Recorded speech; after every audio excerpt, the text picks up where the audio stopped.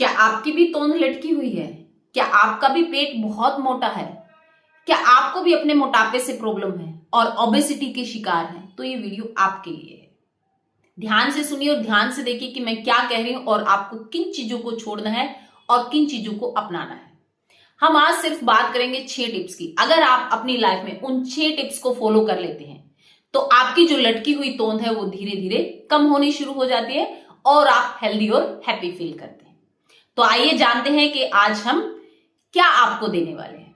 Hello and नमस्ते, मेरा नाम है उषा लाटर। मैं हूं एक वेलनेस और फिटनेस कोच।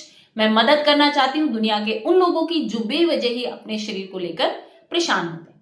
इसमें परेशानी का कुछ भी कारण नहीं है। आप थोड़ा सा ध्यान अपनी ओर लेके जाइए, अपने आप को देखना शुरू करिए, ऑब्जर्व करना शुरू करिए और देखिए कि आपको किन चीजों की जरूरत है वो लेना शुरू करिए और वो काम करना शुरू करिए। तो देखिए आप कैसे हेल्दी और हैप्पी फील करते हैं। कुछ ही दिनों में आप बहुत ही स्वस्थ हो जाते हैं। तो जैसा कि आज का हमारा टॉपिक है कि लटकी हुई तोंद को हम कैसे कम कर सकते हैं। पहले तो हमें यह समझना होगा कि हमारी जो तोंद है वो बढ़ती कैसे है। जब हम अपनी खाने में जितनी भी कैलोरीज लेते हैं और उतनी कैलोरीज को हम बर्न नहीं कर पाते तो जो कैलोरीज बच जाती हैं वो स्टोर हो जाती हैं।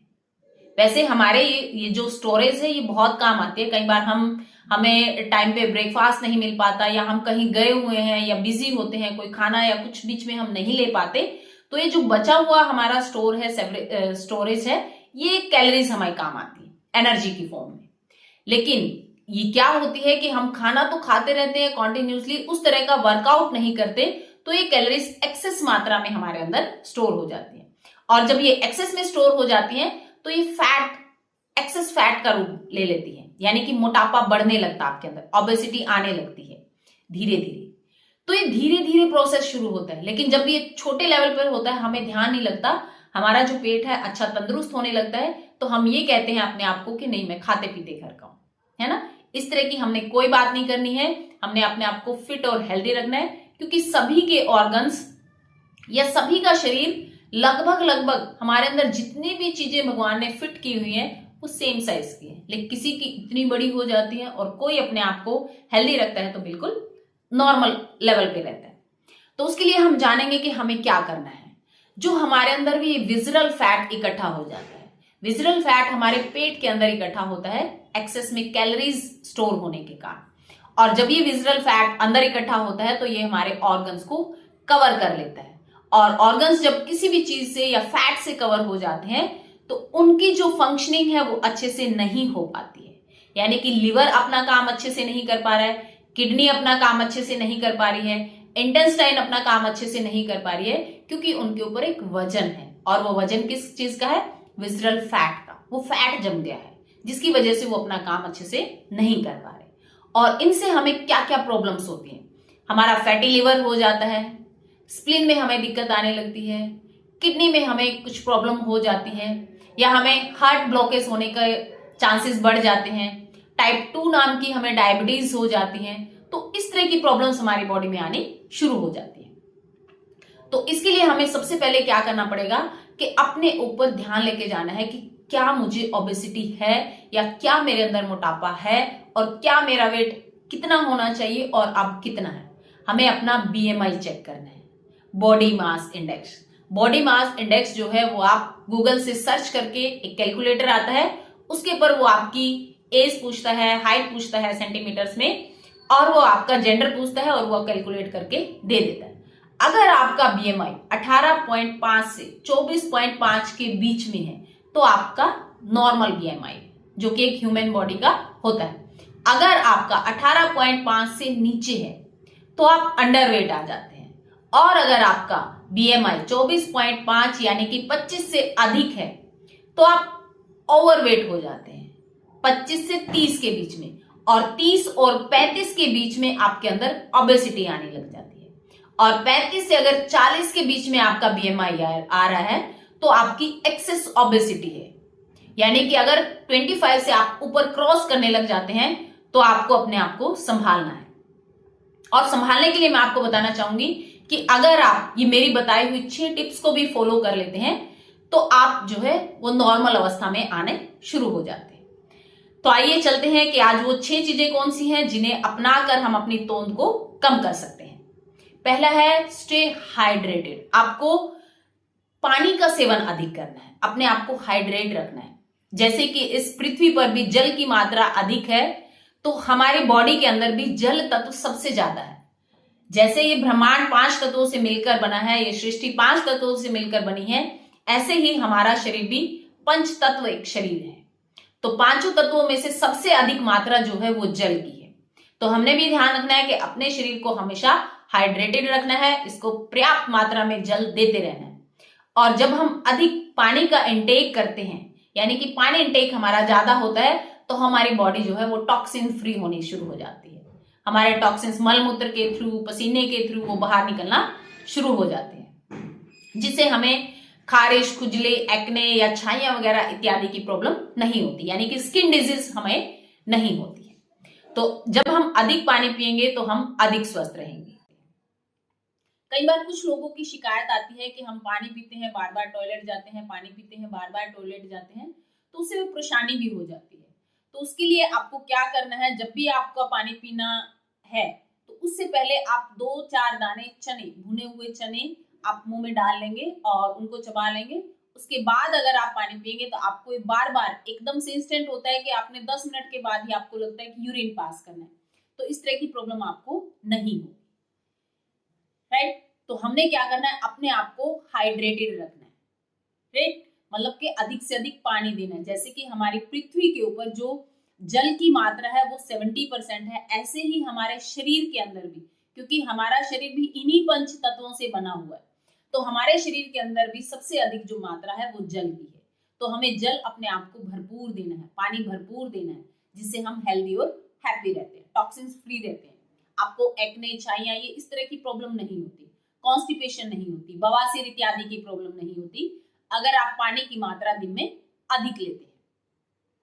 दूसरा है कि आपको अपनी लाइफ से शुगर को कट कर देना है। Second option is cut sugar, यानी कि अपने आप को बिल्कुल शुगर फ्री करना है आपने।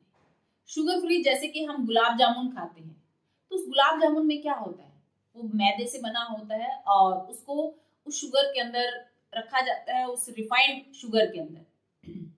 जो कि रिफाइंड शुगर है वो सबसे अधिक खतरनाक होती है हमारी बॉडी के लिए। तो हमने शुगर का जो इंटेक है वो बहुत कम कर देना है और हो सके तो ना करना है, क्योंकि जितनी हमारी बॉडी को शुगर चाहिए वो किसी ना किसी तरीके से हमारे अंदर चली जाती है। जैसे हमारे आटे में शुगर होती है, गेहूं में शुगर होती है, वेजिटेबल्स में, फ्रूट्स में, तो कहीं ना कहीं जितनी जो थोड़ी बहुत मात्रा शुगर की होती है, जितने हमारी बॉडी को नीड होती है उतनी शुगर हमें मिल जाती है। तो हम जो ये गुलाब जामुन, जलेबी, रसमलाई, पेस्ट्रीज, कुकीज, ये जो सब खाते हैं, जो बेक्ड फूड होता है, ये सारा हमारा एक्स्ट्रा शुगर होता है। तो इससे हमें बचना है। शुगर को अपनी लाइफ से अगर कट कर जाएंगे तो आप देखना कुछ ही टाइम बाद बहुत ही हल्का और एनर्जेटिक फील करने लगेंगे। शुगर का अधिक इंटेक करने से, यानी कि शुगर अधिक लेने से भी आपकी बॉडी के अंदर स्टिफनेस आती है, ऐंठन आती है, अकड़न आपके अंदर पैदा होती है, तो उसको भी आप धीरे धीरे कम कर सकते हैं। शुगर का इंटेक कम करेंगे। Third is high protein rich diet, यानी कि आपने ऐसा खाना खाना है जिसके अंदर आपके प्रोटीन अधिक हो। और प्रोटीन ऐसा ही नहीं कि कुछ लोगों का मानना होता है कि नॉनवेज हम नहीं खाते तो इसलिए हमारी बॉडी में प्रोटीन कम होता है, ऐसा नहीं है। हमारी दालों में भरपूर प्रोटीन है, राजमा में और चने में, बहुत सारी चीजों में बहुत प्रोटीन है। और हमारे ड्राई फ्रूट्स में बहुत प्रोटीन होता है। वेजिटेबल्स के तहत हम सारी चीजों में, जो वेज होते हैं उसमें भी बहुत प्रोटीन होते हैं। मिल्क प्रोडक्ट्स होते हैं, दही है, दूध है, पनीर है, इन सभी में प्रोटीन की मात्रा अधिक होती है। अगर आप रूटीन से इसे अपनी डाइट के अंदर डेली फॉलो करते हैं या लेते हैं तो आपके अंदर प्रोटीन की कमी नहीं होती, राइट। फोर्थ नंबर इज आपको फ्राइड फूड को अवॉइड करना है, यानी कि जो भी आप बाहर का तला भुना हुआ खाना खाते हैं उसको आपने अवॉइड करना है। आप मान के देखो कि एक समोसे वाले ने, आप मानते हो कि आपके पड़ोस में जो है वो समोसे बहुत अच्छे मिलते हैं, मैं मानती हूँ बहुत अच्छे मिलते हैं, या किसी की कोई चीज फेमस होती है, किसी का बर्गर बहुत अच्छा होता है, या किसी का हॉट डॉग बहुत अच्छा होता है, मोमोज बहुत अच्छे होते हैं, होंगे, वो उसकी क्वालिटी है। लेकिन क्या वो आपकी बॉडी को चाहिए? क्या आपको उसका इंटेक करना है या नहीं, ये आपको सोचना है। आप ये देखो कि समोसा सुबह से तला जा रहा, उसने सुबह फ्रेश कढ़ाई रखी है, फ्रेश उसमें ऑयल डाला है, बिल्कुल सही बात, वो सब ईमानदारी से अपना काम करे। लेकिन क्या वो हर बार जो समोसा लेने आएगा उसके लिए अलग से तेल बॉयल करेगा? नहीं। वो एक बार ये चीज करेगा, उसके बाद वो कॉन्टिन्यूसली पूरा दिन वही जो तेल है बॉयल होता जाता है, बॉयल होता जाता है, बॉयल होता जाता है। और जब बार बार बॉइल्ड हम ऑयल को खाते हैं तो वो हमारे लिए जहर बन जाता है। तो इस चीज से आपने बचना है, राइट। और दूसरा कि उन चीजों में मैदा होता है जो कि हमारे अंदर जो है हमारी आंतों में फंस जाता है, हमें निकालना बहुत मुश्किल होता है। फिफ्थ इज कि हमें वी ईट होल फूड, मतलब कि हमें साबुत अनाज का सेवन करना है। साबुत जैसे कि आपको मोटा अनाज लेना है, गेहूं को दरदरा पिसवाना, बारीक नहीं पिसवाना, गेहूं बाजरा जौ ये अपने आटे में शामिल करना है। इसको रूटीन में आपको चेंज कर करके खाना लेता है। मल्टीग्रेन्स का आटा लेना है। और आप जैसे कोई भी सैलेड की फॉर्म में आप कुछ भी चीजें खाते हैं तो उनको रो खाने की कोशिश कीजिए। जैसे कैरेट है, उसको कोशिश करो कि जैसी वो है उसी फॉर्म में आप उसको ले।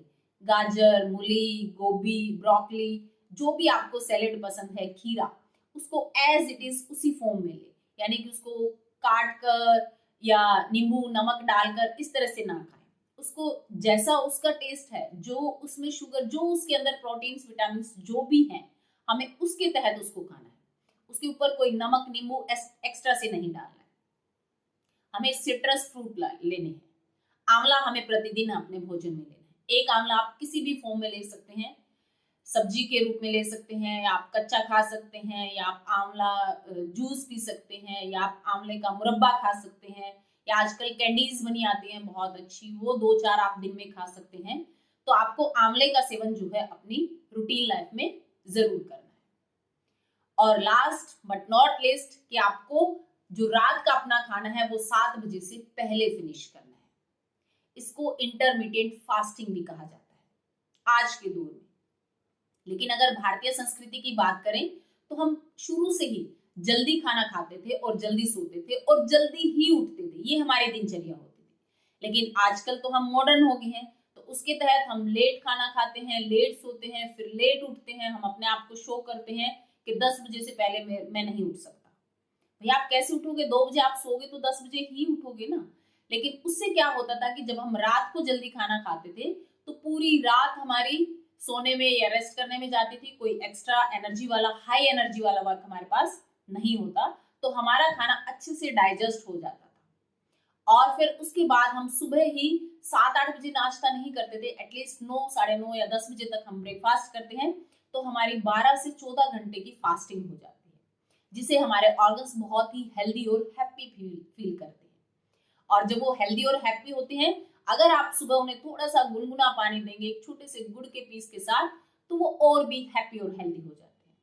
तो देखो कि आप कैसे धीरे धीरे स्वस्थ होते चले जाते हैं और आपकी जो तोंद लटकी होती है वो भी खत्म होनी शुरू हो जाती है।